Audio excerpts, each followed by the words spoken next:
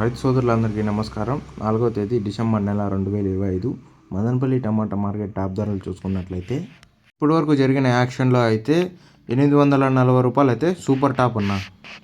ఇంకా అలాగే third quality ధరలు చూసుకున్నట్లయితే రూ. 100 నుంచి ప్రారంభమై 100, 150, 200, 250, 300, 350, 400 ఉన్నాయి.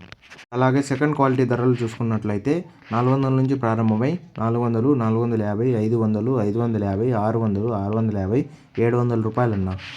ఇంకా అలాగే ఫస్ట్ క్వాలిటీ ధరలు చూసుకున్నట్లయితే 700 నుంచి ప్రారంభమై 700, 750, 800, 810, 820, 830, 840 అన్నా.